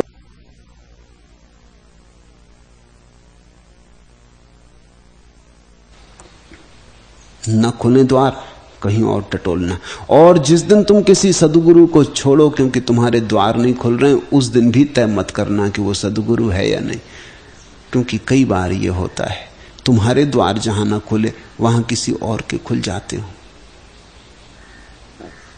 कई बार ये होता है जहां किसी और के द्वार खुलते, कृष्ण के पास किसी और के द्वार खुलते। इसलिए तुम ये निर्णय ही मत करना, न जाने के पहले निर्णय करना, न छोड़ते वक्त निर्णय करना। तुम तो कहना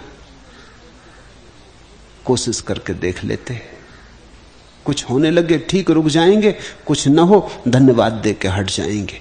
हटते वक्त भी धन्यवाद से ही भरा हुआ मन हो, हटते वक्त शिकायत से भरा हुआ मन ना हो कि इतने दिन खराब गए, क्योंकि कुछ खराब जाता नहीं।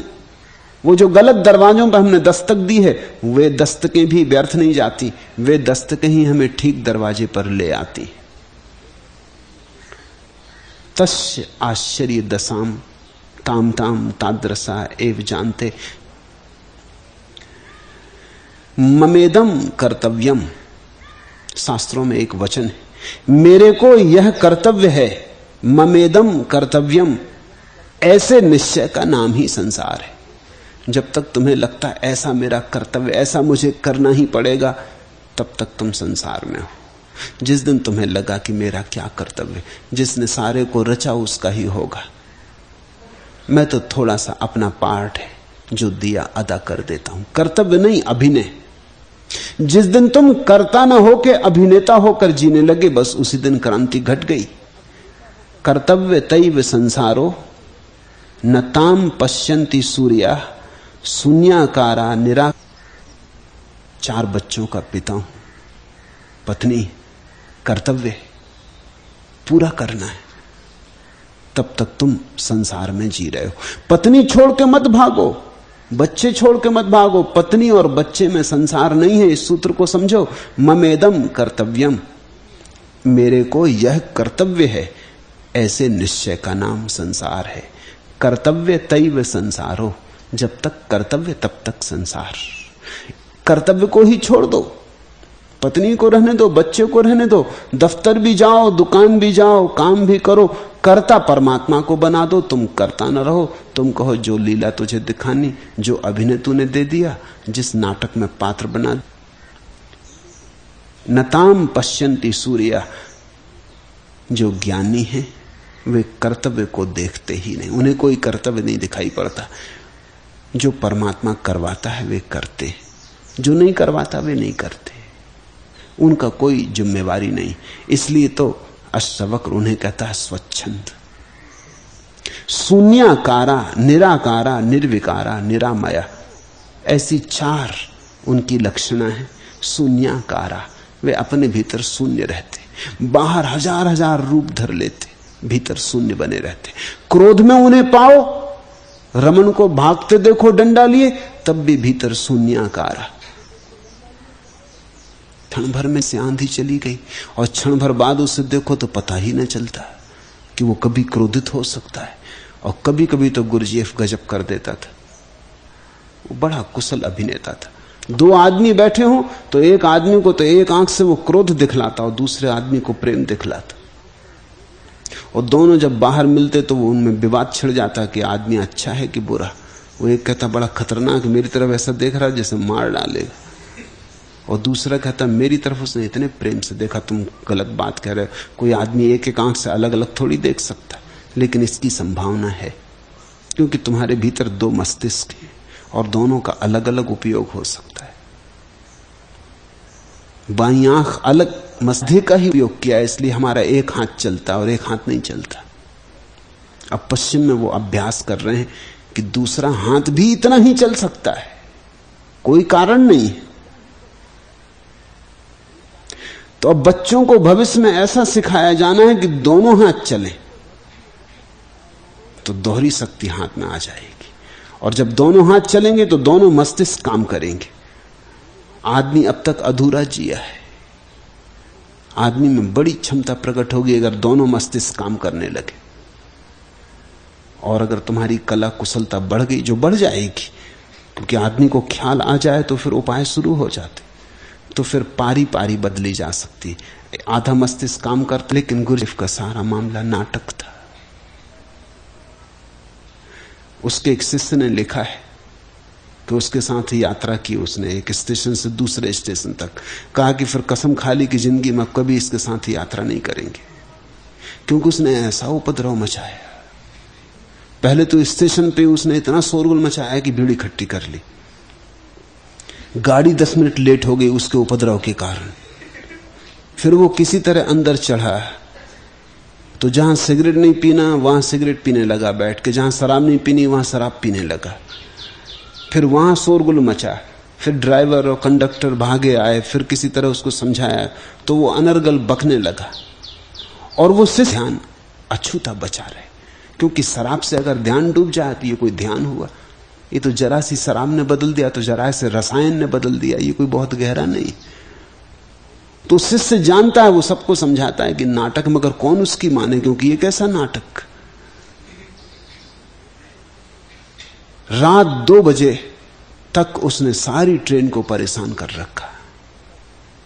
यहां तक हालत आ गई कि जहां नहीं उतरना था वहां ड्राइवर ने गाड़ी खड़ी कर दी, इस आदमी को उतारना पड़ेगा, ये चलने नहीं देता, यात्रियों को परेशान कर रहा है। पूरी गाड़ी जुड़ी तो इस कोने से लेकर उस कोने तक आ जा रहा है, शोरगुल मचा रहा है, सोए आदमियों को हिला के जगा रहा है, और वो शिष्य परेशान है। और वो शिष्य जानता है सब उस कैसी रही, तुम बहुत घबरा गए थे। वो घबरा गए थे, वो कहता मैं कपता रहा, अब कभी तुम्हारे साथ यात्रा न करूंगा, और मैं जानता था कि सब नाटक है, और तुमने मेरी खूब परीक्षा ली।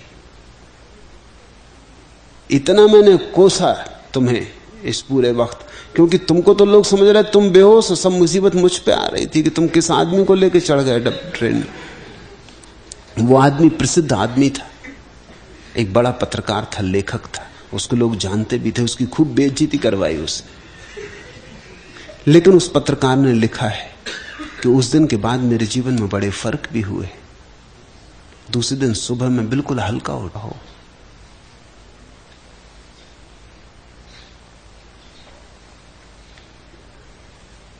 कर्तव्य तैव संसारो नताम पश्यन्ति सूर्या शून्याकारा। वो भीतर से शून्य बना रहता, बाहर कुछ भी व्यवहार करे, निराकारा। बाहर कैसा ही अभिनय करे, भीतर निराकार बना रहता, निर्विकारा। तुम उसे शराब घर में देखो कि वैश्यालय में, कोई फर्क नहीं पड़ता, वो भीतर निर्विकार बना रहता, निरामया। तुम उसे कैसी भी दशा में देखो, वो दुख रहित होता। गुरजेफ के जीवन में और भी उल्लेख हैं जो बड़े महत्वपूर्ण। कार से निकालने में 1.5 घंटा लगा, गुरजेफ को बाहर निकालने में। उसका शरीर इस बुरी तरह उलझ गया था कार के भीतर, सब चकनाचूर हो गया था। लेकिन जो लोग निकाल रहे थे उनको उसने सब बताया कि कैसे निकालो। वो पूरे होश में था। जब उसे बाहर निकाल लिया गया तो उसने बताया कि कहां कहां पट्टियां बांधो। सारा शरीर चकनाचूर था। और जब 36 घंटे बाद उसे बड़े अस्पताल में लाया गया तो डॉक्टरों ने माने नहीं कि आदमी जिंदा रह सकता है, यह असंभव। उसके सारे फेफड़ों में खून भरा था, उसके सारे मस्तिष्क में खून भरा था। न केवल वो जिंदा था, वो परिपूर्ण होश से जिंदा था। वो डॉक्टरों से बात करता रहा और डॉक्टरों को भरोसा ना आया था, कोई उल्लेख ही नहीं अब तक ऐसा आदमी बच सके। लेकिन वो बच गया। न केवल बच गया, उसने कोई दवा ना ली, उसने किसी तरह का इंजेक्शन न लिया, उसने किसी तरह की सामक ट्रैंकुलाइजर न लिया। उसने कहा कि नहीं, कुछ भी नहीं। और इतना ही नहीं, वो दूसरे दिन सुबह अपने शिष्यों के बीच बैठा समझा रहा था। उसको लाया गया स्ट्रेचर पर, मगर वो समझा रहा था जो बातें उसे समझानी थी। और 3 सप्ताह के भीतर वो बिल्कुल चंगा था, फिर चलने लगा, फिर ठीक हो गया। जब वो मरा, कई साल बाद मरा इस घटना के, जब वो मरा तो उसका एक बहुत प्रसिद्ध अनुयायी बेनेट, उसे ऐसा लगा कि वो जिंदा है। और बेनेट एक बड़ा विचारक है, गणितज्ञ है, वैज्ञानिक है। वो पास गया, उसने हृदय के पास कान रख के सुनना चाहा। उसे ऐसा लगा कि वो सांस ले रहा है। वो बहुत घबराया कि मरे 12 घंटे हो गए और ये आदमी क्या अब भी कोई खेल कर रहा है, मरने के बाद भी। उसे इतना भय लगा कि वो बाहर आ गया निकल के, लेकिन फिर भी उसकी आकांक्षा बनी रही कि एक दफा और जाके देख लूं कि सच में ये बात है कि मैं किसी भ्रम में हूं। वो भीतर गया, उसने सब तरह से अपनी सांस रोक के बैठा। कहीं मेरी सांस की आवाज ही तो मुझे नहीं सुनाई पड़ रही, लेकिन तब भी उसे सांस लेने की आवाज सुनाई पड़ती रही। गुरजेफ ही ज्ञानी, दुख में दुखी नहीं होता, निरामया। ज्ञानी को पहचानने के लिए लेकिन तुम्हें ज्ञानी हो जाना पड़े। जैसे को जानना हो वैसा होना ही उपाय। आज इतना ही।